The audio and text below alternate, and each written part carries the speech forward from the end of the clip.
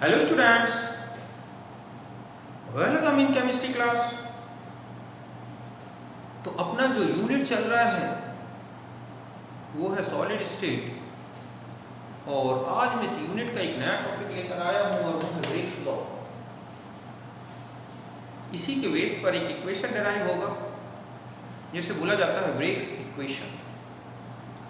तो Bragg's law हो या ब्रेग इक्वेशन, दोनों क्रिस्टल स्ट्रक्चर डिटर्मिनेशन के लिए प्रपोज्ड किए गए और ये रिफ्लेक्शन फिनोमिना पर बेस्ड है, क्योंकि जो क्रिस्टल होते हैं वो एक अच्छे रिफ्लेक्टर होते हैं, एक रिफ्लेक्शन ग्रेटिंग की तरह वर्क करते हैं और यही इस लॉ का बेसिक पॉइंट है, बेसिक थ्योरी है।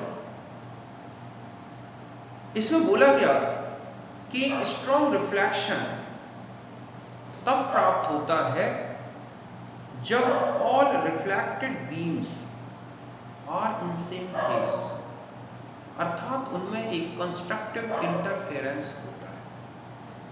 और ये कंडीशन तब बनती है जब अलग अलग क्रिस्टल प्लेन से रिफ्लेक्टेड होने वाली बीम्स का जो पाथ डिफरेंस है वो इंसिडेंट बीम की जो वेव लेंथ है उसके या तो बराबर हो या उसका कोई इंटीग्रल मल्टीपल। समझ गए ना कि strong reflection of beam will result only when all reflected beams are in same phase, means so constructive interference, and this condition will be achieved only when the path difference of reflected beams from different successive planes is either equal or some integral multiple of the wavelength of incident wave। समझिए ना कि इसमें ये बोला गया है कि the strong reflected beams will result only when all reflected waves are in phase, constructive interference की condition बने, and this condition will be achieved when path difference of waves which are reflected from successive planes is either equal or some integral multiple of the wavelength of incident wave। अर्थात जालक तलों से प्रबल परावर्तन तब मिलेगा जब परावर्तित तरंग एक ही कला में हो, अर्थात उनमें समपोषी व्यतिकरण हो। और यह स्थिति तब बनती है जब जालक के अलग अलग तलों से जो वेव्स हैं या तरंगें हैं जो परावर्तित हो रही हैं, उनका जो पथ का अंतर है या पथांतर, वो आपतित होने वाली जो किरणें हैं या बीम हैं या वेव्स हैं उनकी तरंग दैर्घ्य के या तो बराबर हो या उसका कोई एक इंटीग्रल मल्टीपल में हो, सरल पूर्णांक गुणक में। तो हम इसे पूरे डेरिवेशन एक डायग्राम से समझेंगे। तो पहले आप इसे नोट करें। तो हम यही कह सकते हैं कि पाथ डिफरेंस जो होगा रिफ्लेक्टेड बीम्स का वो n लैम्डा, n जहाँ एक नंबर है और लैम्डा है वेवलेंथ ऑफ इंसिडेंट वेव, तो उसके मल्टीपल आप देख रहे हैं कि n इंटू लैम्डा के मल्टीपल के ये इक्वल है पाथ डिफरेंस, अर्थात पथांतर n लैम्डा के बराबर होगा। तो हम डेरिवेशन में ये कैलकुलेट करेंगे और फिर हम इक्वेशन बन जाएगा। तो पहले आप इसे नोट करें।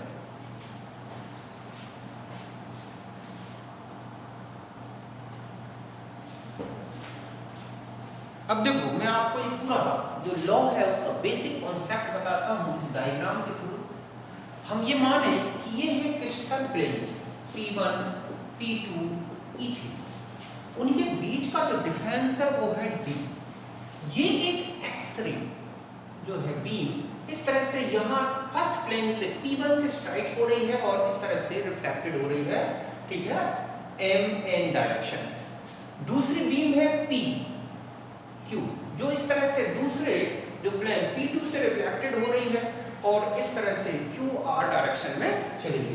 अब वो ये कह रहा है, ये लॉ है जो आपने बेसिक कॉन्सेप्ट देखा है कि ये जो दोनों बीम्स हैं इनके बीच में जो ये कंस्ट्रक्टिव इंटरफेरेंस की कंडीशन बन रही है, अर्थात ये समान कला में है, अर्थात इनके बीच में समपोषी व्यतिकरण बन रहा है, सेम फेस में है, ये तभी बनेगा जब ये जो पाथ डिफरेंस, अगर आप देखें कि ये और इतना पार्ट यहाँ तक का ये सेम है, ये जो वेवलेंथ है इसकी लेंथ सेम है, इसकी ये है, ये वेव्स की ये वाली लेंथ और इस दोनों वेव्स की ये यहाँ तक की लेंथ बराबर है, तो इनका जो पाथ डिफरेंस आप देख रहे हैं वो ये है इस तरह से।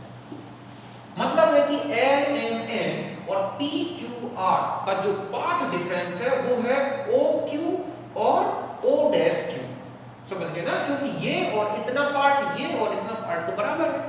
तो वो एक लॉ ये कहता है कि ये जो दो वेव्स हैं जो कि अलग अलग प्लेन सक्सेसिव प्लेन से रिफ्लेक्टेड हो रही हैं, उनका जो पाथ डिफरेंस है वो ये जो वेव्स आ रही है, समझ गए ना, हम कहें कि ये जो हमारी वेव्स आ रही हैं इनके लैम्डा अर्थात वेवलेंथ के या तो बिल्कुल बराबर हो या उसका कोई इंटीग्रल मल्टीपल हो। अभी आपने देखा ना कि स्ट्रॉन्ग रिफ्लेक्शन की कंडीशन तब बनती है जब वेव सेम फेस में आ जाए, और ये सेम फेस में तभी आती हैं जब इनके जो रिफ्लेक्टेड बीम्स है उनका जो पाथ डिफरेंस है अर्थात पथांतर है वो इनकी वेवलेंथ के या तो बराबर हो या उसका कोई इंटीग्रल मल्टीपल हो। तो इस तरह से हम ये कहें कि ये जो पाथ डिफरेंस है, ये जो दो वेव्स हैं एल एम, ठीक है, और N and P Q R waves, ठीक है, इनका जो पाथ डिफरेंस है, इनका पथांतर जो है वो ओ क्यू और ओ डैश क्यू है जो एन लैम्डा के बराबर है। क्योंकि ये दोनों डिफरेंस मतलब ये दोनों डिस्टेंस जो है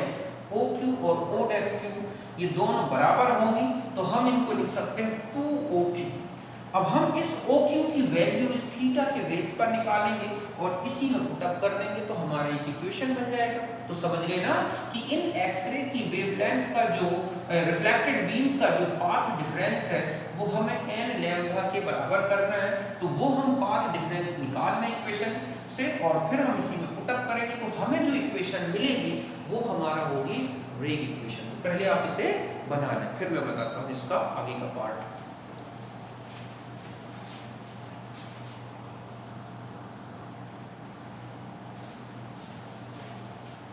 तो अभी आपने देखा कि जो पाथ डिफरेंस है वो 2OQ के बराबर है, तो इसका मतलब है कि हमें क्या कैलकुलेट करना है OQ की वैल्यू।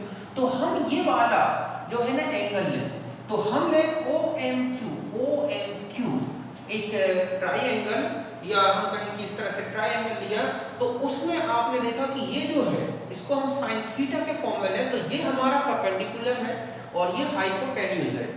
तो अगर हम इसी की वैल्यूज में लिखें कि परपेंडिकुलर अपॉन हाइपोटेन्यूज तो OQ, ठीक है, अपॉन में क्या हो जाएगा MQ। तो इसका मतलब है कि OQ इक्वल टू क्या हो गया MQ साइन थीटा, क्योंकि MQ किसके बराबर है D के बराबर अर्थात दो क्रिस्टल प्लेन के बीच की डिस्टेंस के बराबर है, तो OQ इक्वल टू हो गया हमारा D साइन थीटा। तो अभी आपने देखा था कि 2OQ इक्वल टू था क्या हमारा n लैम्डा, तो हम इस OQ की जगह d sin थीटा यूज करेंगे तो हमारा इक्वेशन बन गया 2d sin theta equal to n lambda. इसी को बोला जाता है क्या व्रेज इक्वेशन, समझ गए ना। तो इस तरह से ये इक्वेशन में आपने देखा कि इंसिडेंट बीम के बीच में जो है कंस्ट्रक्टेड इंटरफेरेंस की कंडीशन तब बनी जब इनका पाथ डिफरेंस, इसका और इस बीम का जो पाथ डिफरेंस है वो इस लैम्डा एक्सरे जो वेव्स है इंसिडेंट वेव्स है उसकी जो है लैम्डा के कोई बराबर या उसका कोई इंटीग्रल मल्टीपल है। तो समझ गए बच्चों कि इसमें जो बताया गया है कि ये जो संपूर्ण व्यतिकरण की स्थिति, संपोषी व्यतिकरण की स्थिति तभी बनेगी जब दो एक्स किरणें या हम कहें दो बीम के बीच का जो पथ डिफरेंस है अर्थात जब वो रिफ्लेक्टेड होती है परावर्तित हो रही है तो वो किसके बराबर होना चाहिए इस बीम की वेवलेंथ के बराबर। तो जो हमने प्रूव करके दिखा दिया, तो यही हमारा क्या है वेग इक्वेशन। तो इसे आप नोट कर लें, जहां थीटा है रिफ्लेक्शन एंगल, d है डिस्टेंस बिटवीन क्रिस्टल प्लेन और n है ऑर्डर ऑफ रिफ्लेक्शन जिसकी वैल्यू 1 या 2 जो क्वेश्चन में दे रखी होती है। तो हम एक दो क्वेश्चन इसके देखते हैं, पहले आप इसे बना लें।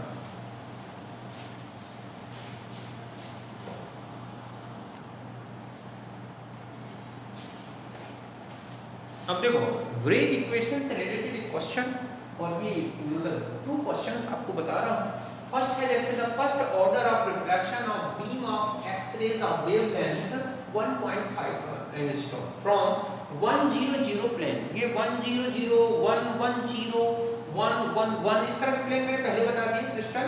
Offers at angle 11.29 degree calculate length of unit cell. और दूसरा मैंने डायरेक्ट इस तरह वैल्यूज दे दी, लैम्डा दे रखा, थीटा दे रखा है, डी कैलकुलेट करना है, एन की वैल्यू 1 है। तो देखो सबसे पहले हम ये देखेंगे कि हमें क्या गिवन है। तो आप देख रहे हैं गिवन एन की वैल्यू 1 दे रखी है, लैम्डा 1.54 एंगस्ट्रॉम, आप इसे सेंटीमीटर में ले लें तो 10 टू द पावर -8 सेंटीमीटर हो जाएगा, ठीक है, एंगस्ट्रॉम की जगह। और जो थीटा है वो है 11.29 डिग्री और डी 110 प्लेन, इसकी वैल्यू निकालनी है। तो सबसे पहले हम लिखेंगे n lambda equal to 2d sin theta, मतलब d निकालना है। तो d आप इस तरह से इक्वेशन बना देंगे, ये वैल्यू पुट अप की आपने, तो ये सॉल्यूशन निकला। थीटा की वैल्यू आपको क्वेश्चन में दे रखी होती है। तो इस तरह से ये जो d की वैल्यू आई, ये है d 100 प्लेन। हम जानते हैं कि d 100 प्लेन की जो वैल्यू है वो एज लेंथ के बराबर होती है, a के बराबर। तो a की वैल्यू ही आ गई, क्योंकि हमें यहाँ पर एज लेंथ ही, मतलब ये जो था हमारा एज लेंथ ही कैलकुलेट करना था। तो ये हमारा इस तरह से सॉल्यूशन होगा। समझ में आ गया ना कि आपको सारी वैल्यू दे रखी हैं, साइन थीटा की वैल्यू दे रखी है, बस आप d निकालना, d चूंकि a के बराबर है तो इस तरह से a की वैल्यू आ गई एज लेंथ। अब अगर आप दूसरा क्वेश्चन देखें कि आपको क्या क्या गिवन है, तो देखो थीटा यही लैम्डा है, आपको थीटा कितना दे रखा है, बस ये बदल दिया है 22.5 डिग्री। तो आपको d कैलकुलेट करनी है, केवल d दे रखा है। तो आप इसी फॉर्मूले में फिर आगे चलते जाएं, तो यहाँ तक आ गए और यहाँ पर आपको कितना ले लेना है 22.5 डिग्री।